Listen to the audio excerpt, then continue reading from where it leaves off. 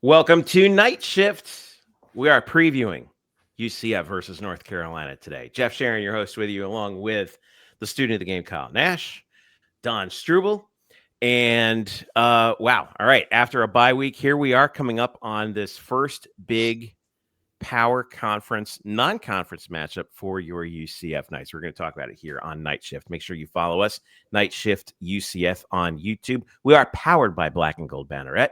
SB Nation's home for UCF sports. You can follow us at blackandgoldbanneret.com. Make sure you subscribe to the feed for all the latest on UCF sports from around the world of Knights Nation. So, lots to talk about here. We're going to talk, first of all, some news about Shawn Clark, UCF's offensive line coach. We're going to later get into previewing the game and talk about the quarterback situation. But first, let's start off with this. We had Coach Scott Frost today for his game week media availability, as usual.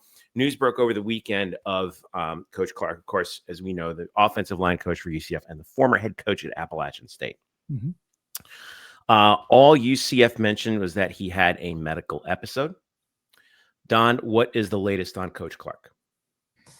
Yeah, so Coach Frost talked today at the media availability, and he said it was a tough week. The team actually ended up missing out on a walkthrough because of the incident, and it's been hard on everyone, especially the O-linemen, rightfully so. But Coach Frost said he did go and visit with him at the hospital. Coach Clark is in stable condition, but there's no timetable on a return given what happened. So they're going to be moving to the next in line, Coach Clark's handpicked assistant, Alex Ferrero, and then they're going to also be bringing in another entity outside of him, a more veteran presence to kind of help shore things up. But in terms of Coach Clark right now, there's just the team's thoughts are with him. They're supporting the family however they can, his wife, his children, and hoping for the best moving forward. And out of respect for him and for them, we're not going to speculate any further than that. Although I want to talk to you, Kyle, about him because I think you've talked to him a few times before. Give me a sense of the kind of coach that Shawn Clark is. Oh gosh, just such a personal guy. I know that the caricature of the offensive line coach is a large man that yells and all of that. I feel like there's a certain more of a, I don't want to call it playful quality, but he's certainly more of a player's coach than a lot of O-linemen would immediately identify, right? And just super friendly guy, the experience he brought, you mentioned as a former head coach at Appalachian State, somebody who coached at the Bounce House before he coached at the Bounce House at the Cure Bowl, aforementioned that he won when it was held here in town. Or at that stadium. It's always held here in town. But yeah, there's nothing more I can add other than just how relatable he is as a person. Like when I talked to him, it was about smoking barbecue. No, not what you're thinking. Smoking barbecue and be it meat, fish, chicken, otherwise, and just the approach of the craft and how you coach it and just being able to relate to him. The one story I remember talking to him about this most recent media day was, this just understanding the gelling of the offensive line. Sure, any offensive line coach could do that, but the way that he and I kind of related to it where, it's the kind of thing where I'm driving my teammate who I'm working against to try to get the starting spot ahead of to the game. And just that kind of friendliness, I think, translates to his kind of approach to the game. I know that's a bit of a leap, but it's just that appreciation for the craft, that willingness to work together, and all of that, all the stuff that you want in a coach to be, relatability, friendliness, all of that. And hey, listen, if he has a good story about a tri-tip steak, I'm not going to say no to it. Yeah. Well, we're thinking about him. We hope he recovers quickly and fully. And if he's listening out there, Coach Clark, we're thinking about you. Recover soon. We've got to move forward on the game. UCF against North Carolina. UCF comes in 2-0 off the bye week. Carolina comes in 2-1. We all saw what happened to them against TCU in Chapel Hill on opening night. That was a throttling of epic proportions. Not the way that multi-Super Bowl winning head coach Bill Belichick wanted to start his new job in North Carolina. The latest on the game, 3:30 p.m. kick on Fox National. That's Fox 35 locally in Central Florida, your local Fox broadcast affiliate, wherever you may be. UCF is a 6.5-point favorite in this game, according to ESPN. That's baffling. 49.5 over under. You say it's baffling, Kyle Nash. Why is that? Baffling. And granted, part of it is Bill Belichick having, I think the number was 70% transfer players and all of that. But you're going to sit there and tell me that you know what UCF is as a team yet? Because if you do, please send me the telegram, right?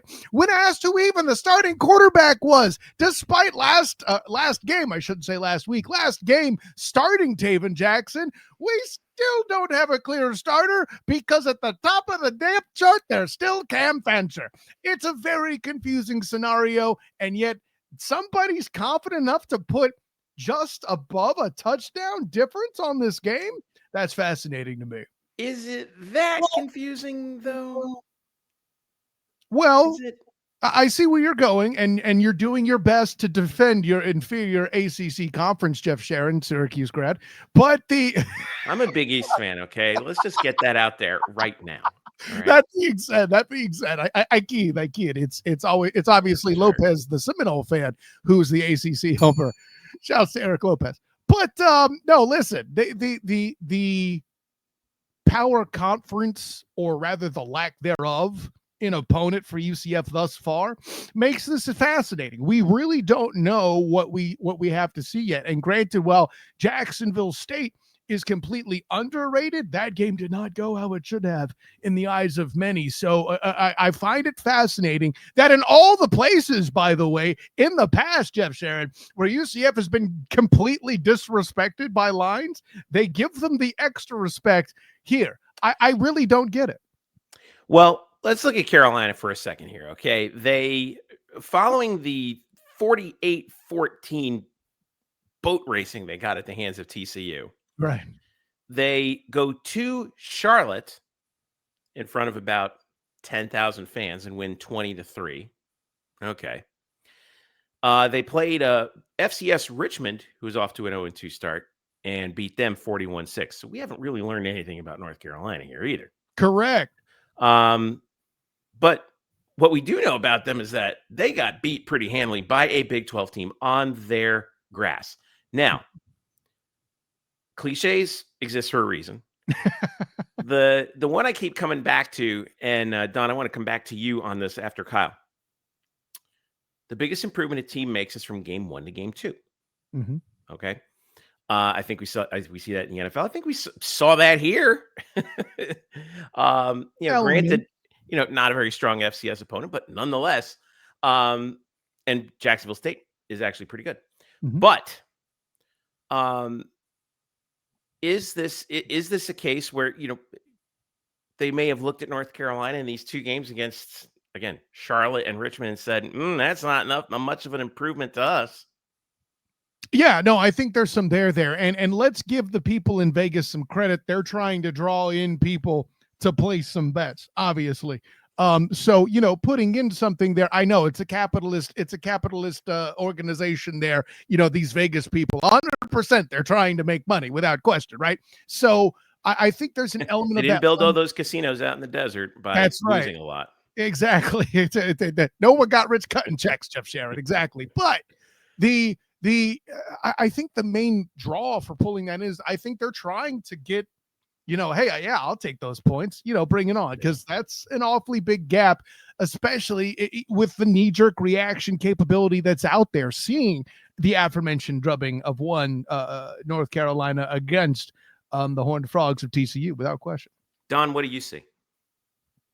Yeah, I think that this is one of those things that from the press conference, what I learned today is that collectively, this team is just going back to their rise and conquer mantra, one game at a time, one opponent at a time, because this is truly the first big test of the season. And I think that there's a general understanding of that. But to Coach Frost's point, they're going to treat this game the same as they're going to treat Kansas State and then Kansas, and so on and so forth.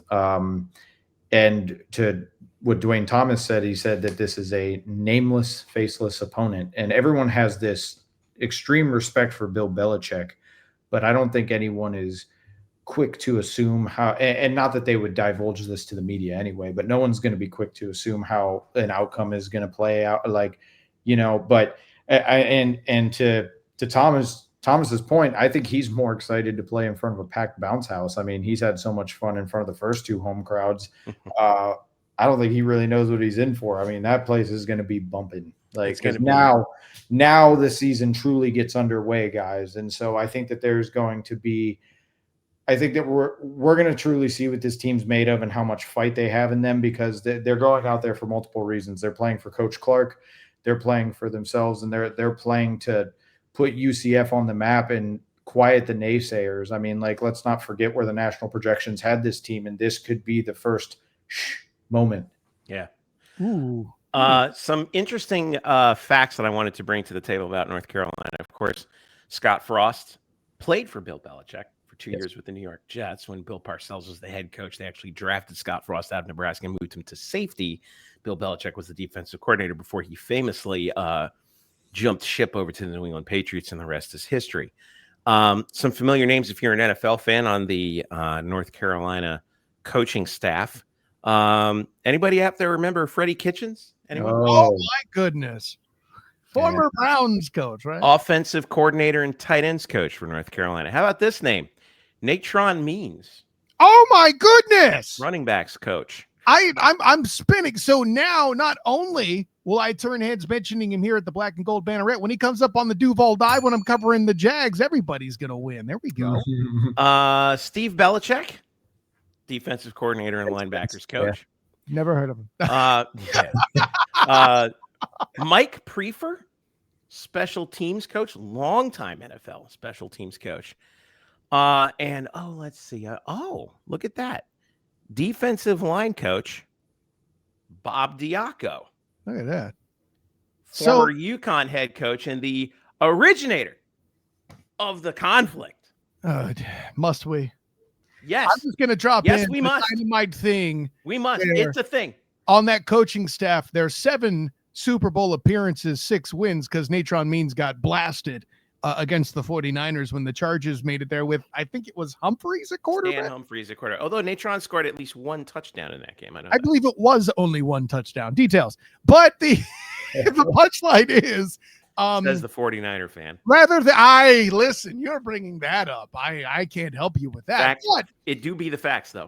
Listen, this is not dispute. Let's be clear. But I am not conflicted about being more interested in that fact than the other one, Jeff Sharon. But just for clarity there. For North Carolina, they seem to be struggling on offense out of the gate here. They've only put up 279 yards per game total. That's tied for 125th in the country so far, even with those 2 cupcake opponents thrown in.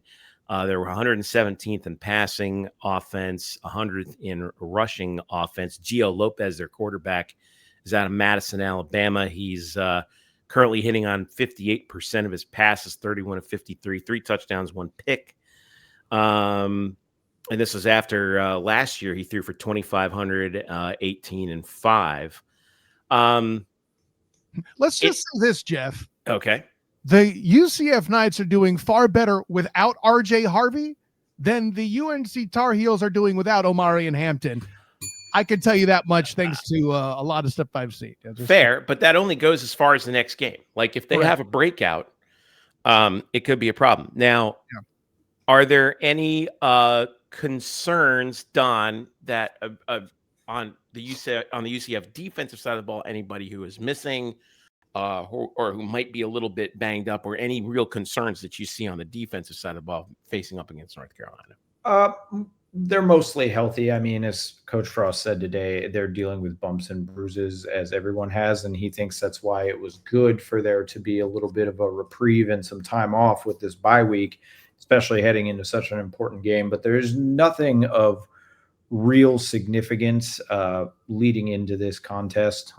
They're pretty much all horses and all hands are going to be on deck. And Did you say Horaces? As in I said horses. I all horses in the stable, all hands on deck.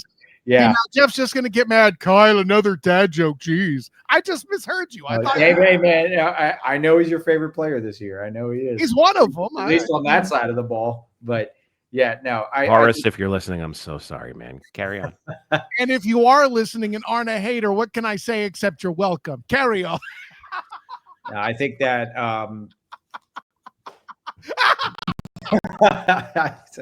poor Jeff. If you're listening to the podcast, poor Jeff had to take off his headphones and making his head spin. I've created my own monster here. Anyway, yes, this is your Frankenstein. But yeah, no, I think that they're in a good spot health-wise. There's nothing really hindering them, and we're going to see what Alex Grinch can cook up with this unit. Kyle, you alluded to it earlier that well, the early depth chart came out, no changes from the first 2 weeks for UCF, which means that there's a big old ore. Yeah, right. Hauling a lot of weight. I told you. I know. You were right. I told you. You were right, Don. I don't remember anybody telling you were wrong. No. I just wanted to bring it to this crowd and anyone in our comments who was questioning. We joked in the group chat about how the ore in the quarterback slot in the depth chart, where all 3 quarterbacks are listed: Cam Fancher, Taven Jackson, and Shakari Brown. That ore does not miss leg day because it's doing a lot of heavy lifting. Here's what's interesting. Cam has been cleared for practice. He hasn't been cleared past that point. Scott couldn't give us anything else today, so he's still there. Well, I'm glad you brought that up, Don, and I touched on it a little bit in this week's edition of Frostbites as we responded, translate some of the comments that we got from Coach Frost and company here on the Monday press conference, as we do on the Black and Gold Banneret. But it's very interesting how facing Belichick, a guy that Frost mentioned up, down, left, right, and center, how much he appreciated how intelligent he was. His approach to this Carolina game is very Belichickian in itself, right? We're on to Carolina. Yeah, exactly, right? he's got it. I mean, we're kind of required to make that comment. We've seen it everywhere. We got our turn in. I'm not mad at you, Jeff. But for me, the whole concept that there's more oars than you can find in a boat. No, let me do better than that. There's more oars than you can find in the movie The Blind Side. That there's that. Offensive linemen and quarterbacks unite. There you go. He's just shooting threes at this point.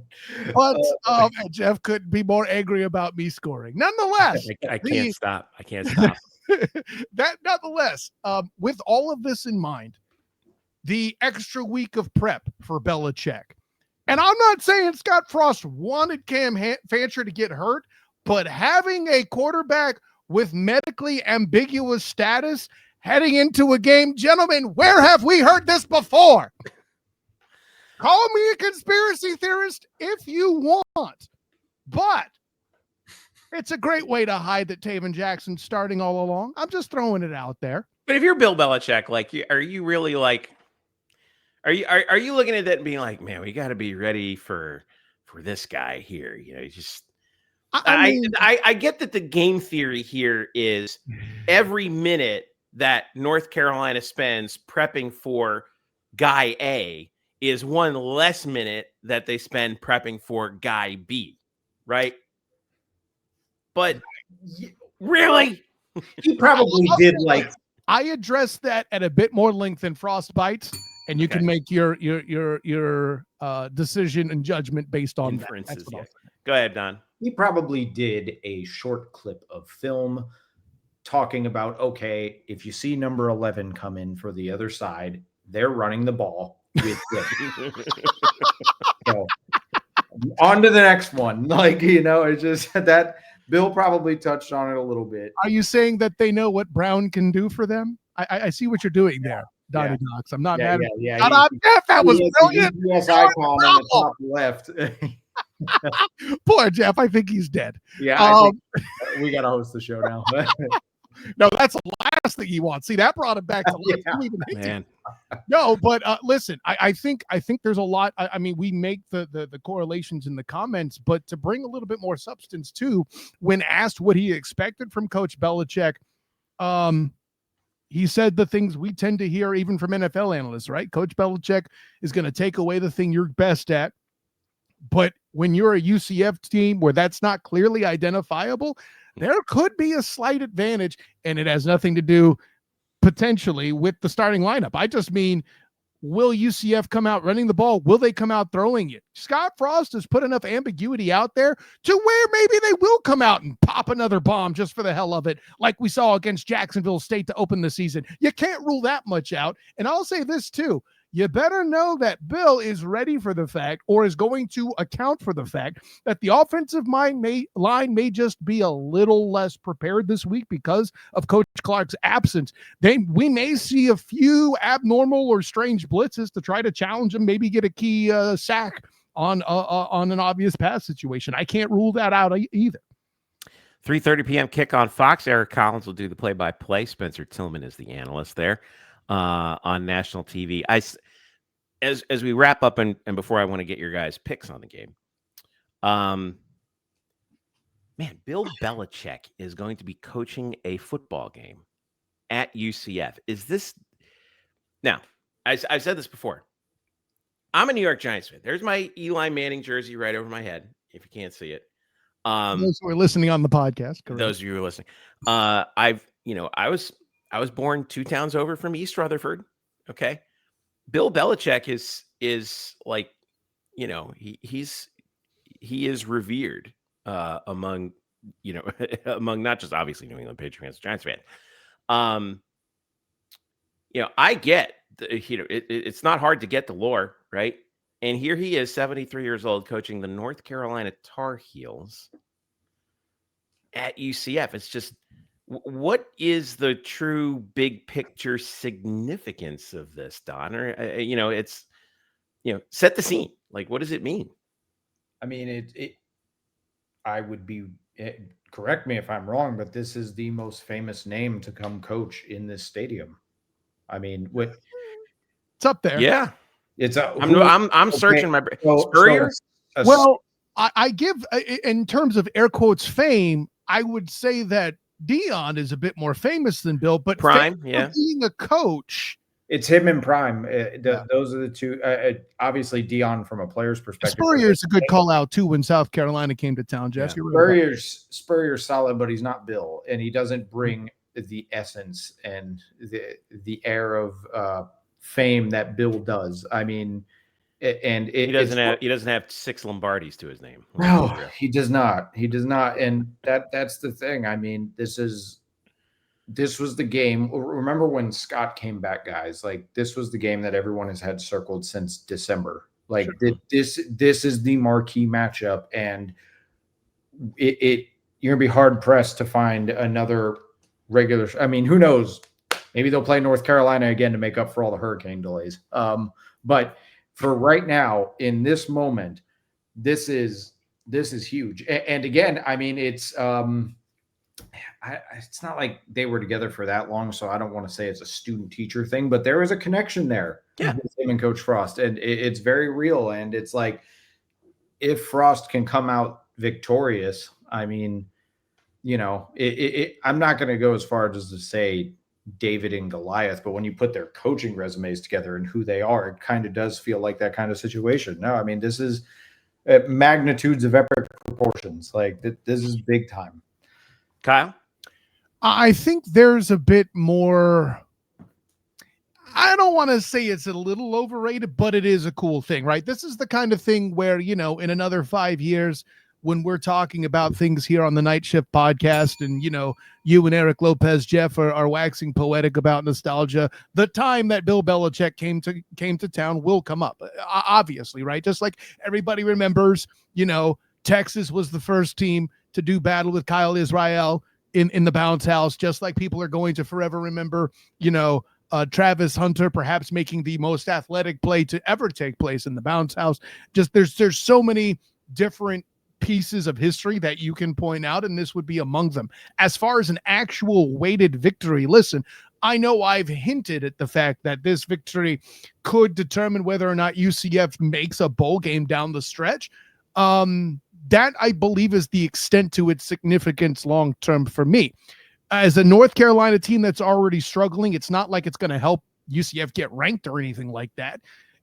It's not going to be something that propels them into the spotlight so that everybody's reliving 2017. There'll be a lot of hype about, Scott Frost does 17 games straight without losing as a UCF coach, which is adorable and everything. But at some point, the streak will end this year. Whether it's this coming week or not is the only question. So all of the above to say, it's cool, but let's pump the brakes. All right. Saturday's weather, mostly sunny. Mm-hmm. High 85, low 74, 25% chance of rain. I think I saw it in the afternoon, but it's dicey this time of year. But it should be a nice day we're hoping it's going to be a nice day. 3:30. No more torrential downpours, please. If I have to deal with one more lightning delay, Jeff Sharon. It's not the rain. It's the lightning that's going to. Okay. So we could have some rain possibly, but all right. Last little bit, we started out by saying UCF is favored by 6.5 according to ESPN. I saw 3.5 in other places, but I don't know. Don't line aside. What are you thinking, Kyle? We'll start with you. I have North Carolina covering. I'll give you that much. But I do think I think UCF sneaks by. There'll be a key defensive play that turns the tide late by UCF. I'm not saying it'll be Horace Lockett, but definitely somebody up front is going to make a difference.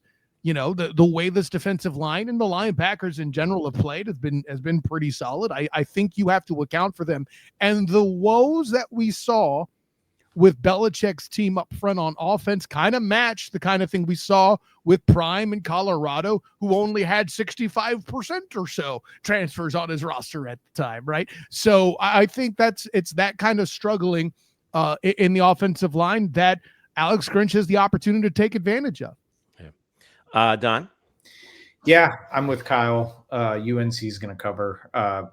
There's no way the Knights are winning this game by nearly a touchdown. It's not going to happen. This is going to be a dogfight. I think that I think that UNC wants to atone for the sins of getting whooped in their opener against a Big 12 team. They at least want to go 1-1 against the conference and do something on the road. But I do think that UCF has a really good chance to win this game. I don't want to go as far to make a scoring prediction or even say who's going to win, but if Taven Jackson plays well, takes care of the ball, they can move the ball downfield beyond the run game, and the defense has a party in the backfield, as Nigel Kelly had said before. If they can get pressure consistently on Lopez, then they're in a good spot. I'll say this, the one factor you're missing, Docs, and here's the number I'm going to throw out to make a prediction. If the Knights have more than 5 penalties, they will lose the football game. That's fair, yeah. More than 5.